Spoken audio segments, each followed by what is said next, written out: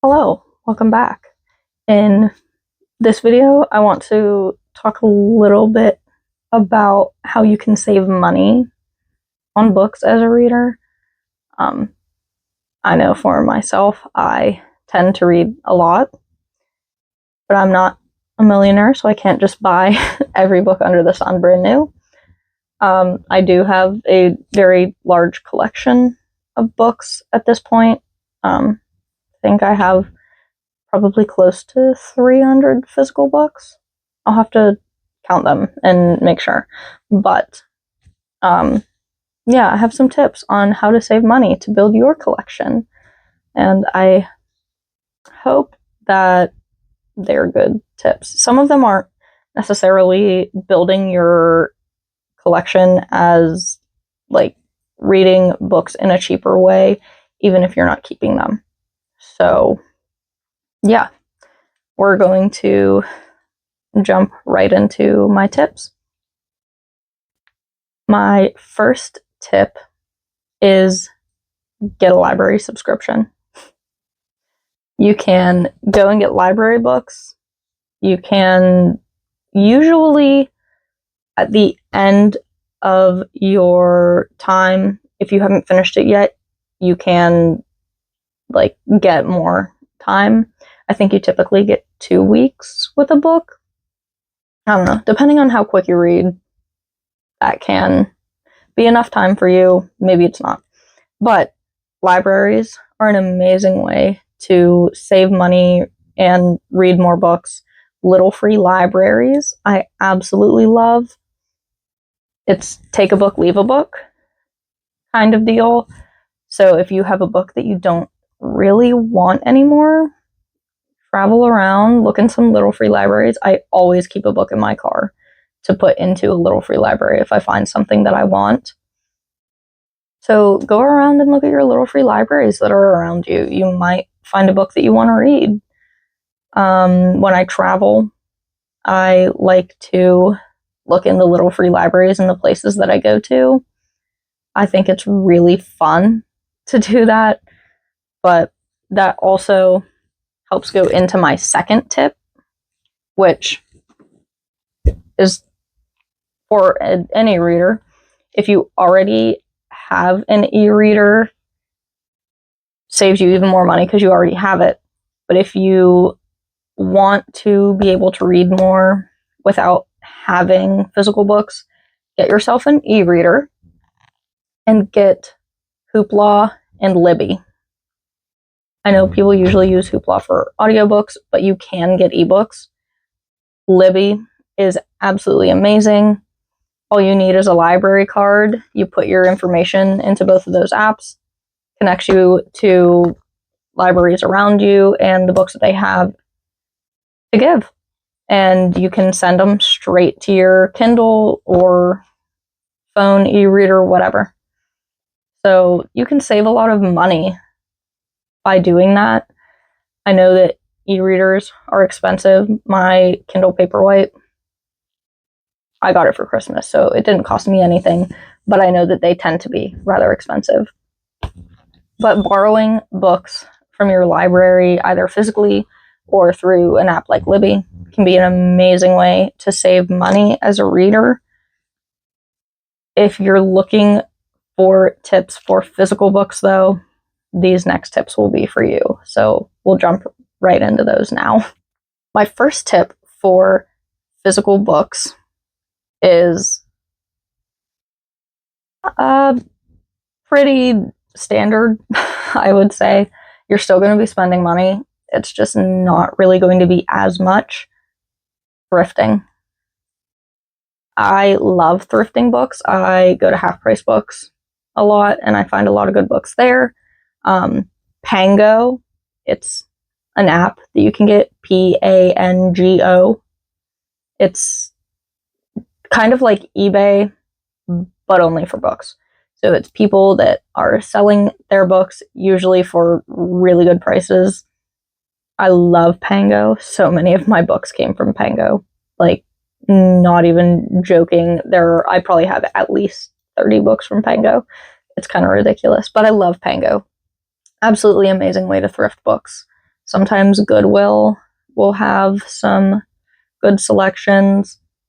Look for local, small, like individually owned secondhand bookstores. I know my city has some amazing independently owned secondhand bookstores. Absolutely adore them. I love to go there.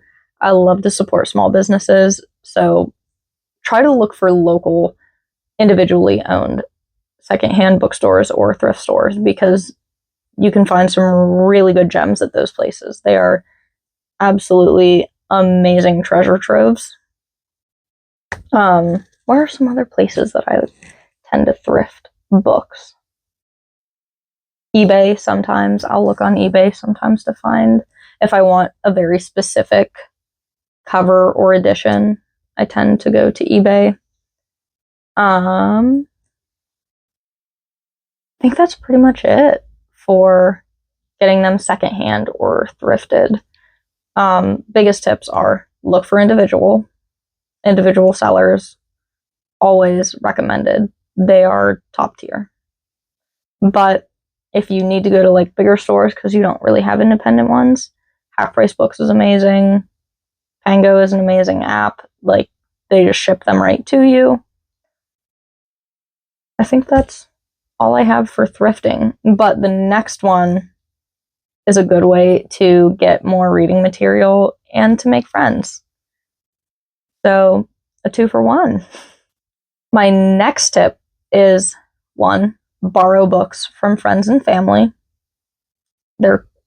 My parents are big readers. They have a ton of books. If people think I have a lot of books, they should see my parents' bookshelves. They have like 3 rows of books in their stack. They're insane. They are like my own live-in private library. I tend to take books from their shelves when I am just not interested by anything on my shelf, or I'm just sick of looking at the books on my own shelf. I'll go and grab one from theirs. They'll recommend me books that they have, and I will borrow their books from them. Really easy way to read more books and not have to spend your money on them. But a really fun way to do this is book swap.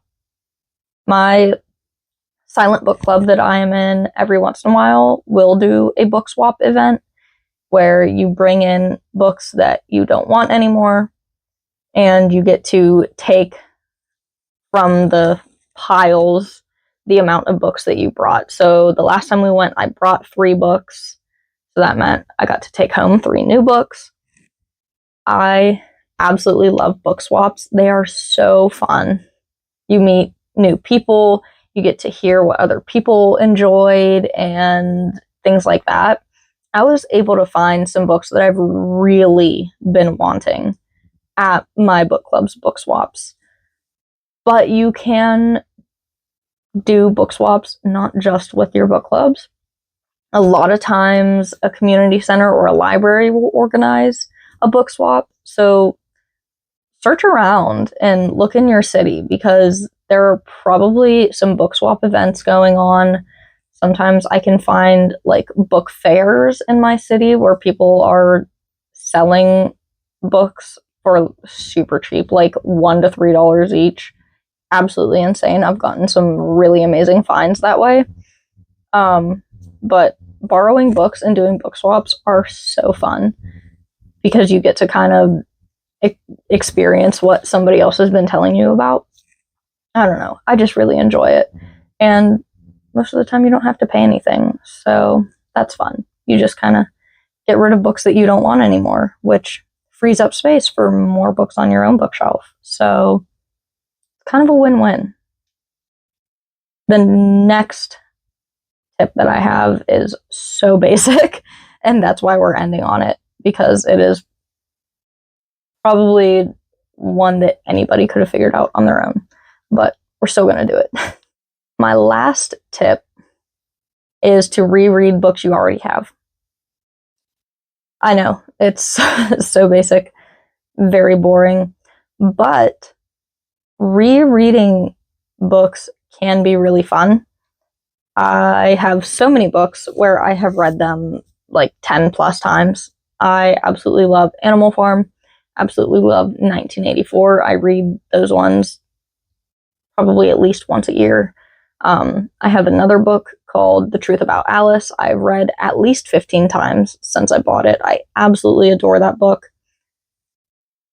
But rereading books gives you an opportunity to notice more that you didn't notice before. It allows you to kind of pick out the foreshadowing. You can look at the small details a little bit closer. I think it's really fun. I know that some people don't like rereading books that they've already read. I know some people will reread a book more than once a year. I typically try to give myself some space in between. When I find a book that I read it and I decide I want to annotate it, I annotate on the reread most of the time. So I enjoy rereading books, and it's a good way to kind of go back to something that you know you love. So reread your favorite books. It's not going to kill you. It's an amazing way to keep yourself excited, because that book had you excited to read before. It can keep you excited to read when you reread it. So, simple, easy tip that we're going to end on. That's all I really have this time. I